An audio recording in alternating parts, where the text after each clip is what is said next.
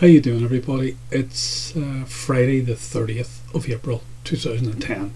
It's the last day of April, and I have been on deliberately for the last while back. I'm having a serious thing to myself, and it's not that that's clarified anything, it's made it if anything more difficult, but I felt before the month was out I should say something, and then I'm going to follow it up with a few other things, okay? But I have to say something, so I want to, this is the opening gambit of what I want to say today. The last couple of video postings I made were essentially about a conspiracy afoot, and what this conspiracy is about. This is a conspiracy behind governments. You know, what you have is you have the legitimate sovereign governments of the world, and within the capitalist order, I have to qualify this very, very carefully, within the this is not outside of the capitalist order. Within the capitalist order, there is a power behind those governments. And that power is about usurping the sovereignty of those governments for its own advantage, to acquire massive amounts of financial wealth and also huge amounts of political power. And essentially it does that by four means, okay? And the four means essentially are owning the means of production. That's number one. So they own the factories and all the railroads, the airlines, all the things that you see are owned by key families and key people throughout the Western world. Now we're talking about specifically a capitalist order here. I'm not talking about the likes of Cuba, Russia, or whatever. I'm not talking about those. Alright, or China, or Venezuela, or whatever.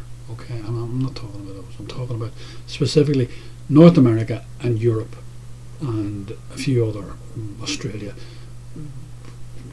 You can use your imagination, okay?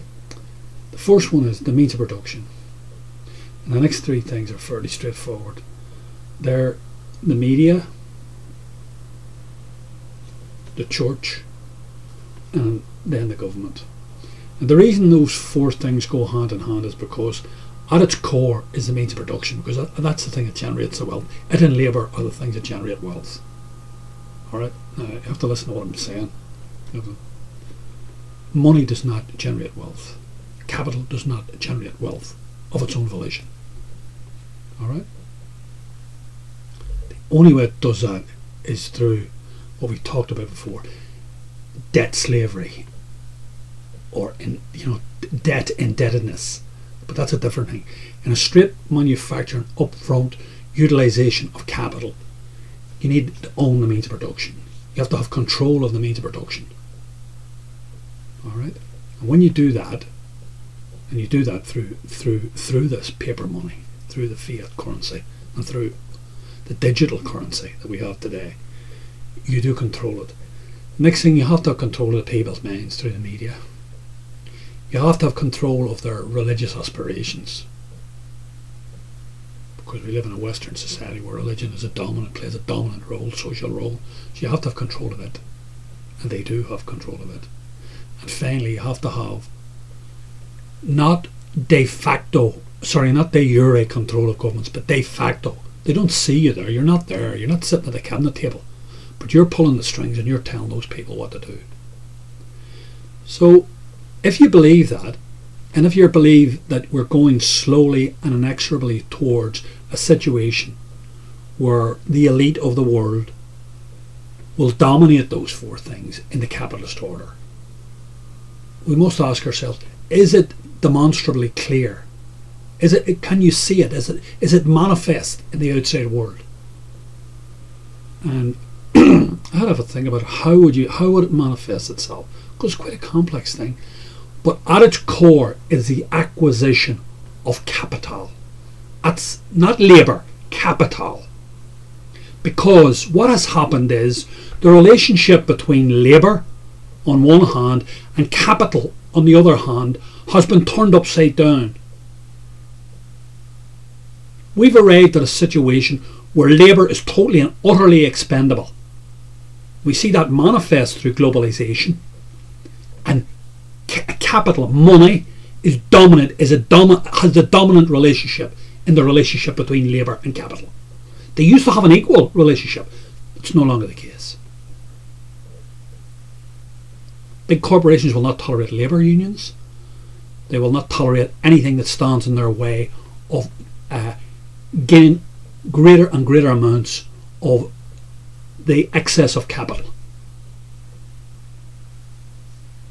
And that's through basically misappropriation of labour. That's what it is. It's raping labour. That's essentially what it is. But I don't want to go, that's another day's work. I don't want to go into that. Alright? All I want to talk about is it should be clear that that's what's going on, and it is clear. Because at its core, this thrust by these elite is all centred around one thing, and that's a greater and greater control of money and power, social and political power. And they do it through those four organs, those four elements within society. And how does that manifest itself? How can we demonstrate that? Very simple. Took me a while to work it out. It's a rather simple thing. You just got to go and look for it. Have a look at this link. This link is to a website. It's a sociology, it's an educational website from the United States. And it's and the reason I've chosen the United States is not because of any particular. I'm sure it applies to lots of other sovereign countries. But the Great Republic is no longer the Great Republic.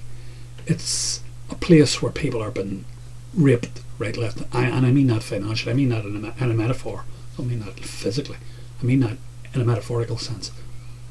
But essentially what's happening, a small elite have hijacked the United States.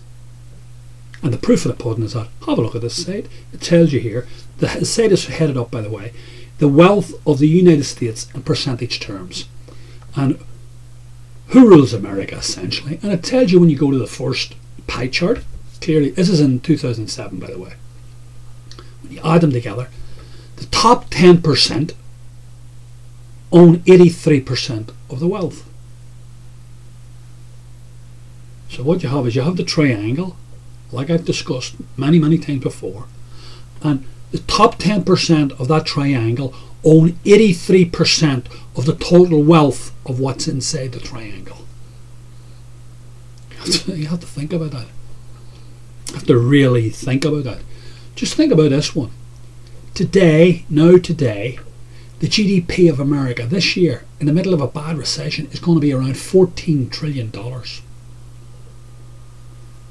And 83% of that $14 trillion will go to that elite. Just think of that. That's just 1 year, and 1 year. It's not comprehensible to get your head around what has been going on for the last 50 years and the last 100 years. But what happened then, what happened, say, let's say even 50 years ago, we did not have the number of people at the top of the triangle that we have today. And what we have is, we have an order. They're like an order. They're like an unofficial order. Not like the Masons or whatever. Not like that. But an unofficial order. They don't go around shaking their hands and doing funny things and pulling their things up. And all that's ballsology. If you think these people meet in the dead of night down in crypts to sacrifice cats and dogs and children and all that, you're dreaming. This is all about one thing and about one thing only. It's about fucking money and power. That's what it's all about. Money and power. Nothing to do with Satan, nothing to do with God, nothing to do with anything except money and power.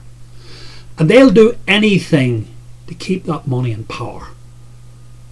They're the men that fly around in their Learjets all over the world and go to Saint-Tropez and go to all these exotic places and live on big yachts for their holidays, okay?